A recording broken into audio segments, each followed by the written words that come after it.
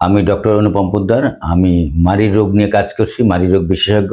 আজকে আমি খুবই গুরুত্বপূর্ণ বিষয় নিয়ে আলোচনা করতে চাই। আমাদের রোগীরা সাধারণত এসে কমপ্লেন করে বা আমরা রোগীরা যখন আমাদের কাছে আসে, যখন বুঝি যে তাদের দাঁতের মধ্যে অনেক পাথর জমে গেছে বা অনেক ক্যালকুলার জমেছে বা প্লাগ জমেছে, তাহলে স্কেলিং এর কথা বললে তারা সাধারণত সেটা করতে চায় না বা এটা অপারগতা প্রকাশ করে।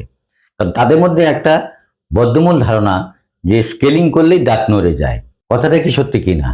তা আমার পরামর্শ তাদের প্রতি, স্কেলিং করলেই দাঁত নড়ে যায় না, পার্মানেন্ট নড়ে যায় না।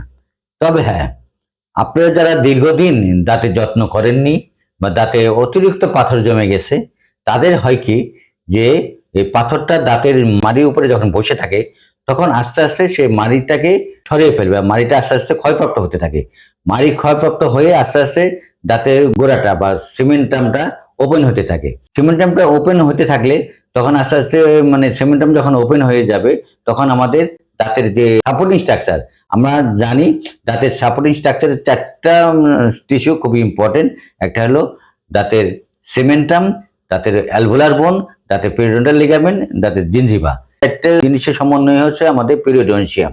আর দাঁত মাড়ি যখন সরে যায়, তখন এই চারটে জিনিসই সরে যায়, তার মানে তাদের দাঁতটা সাপোর্টলেস হতে থাকে।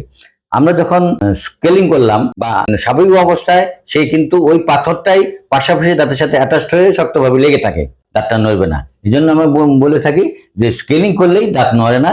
দাঁত নড়ে আপনার ভুল চিকিৎসার, ভুল জানার অভাবে বা চিকিৎসা না করার কারণে আপনার পাথর জমে দাঁতটা নড়ে যায়। পরবর্তীতে স্কেলিং করে ফেললে বা ডাক্তারের পরামর্শ মতো চললে আপনার দাঁতটা আবার শক্ত হয়ে যাবে, আপনি স্বাভাবিক জীবনযাপন করতে পারবেন। ধন্যবাদ।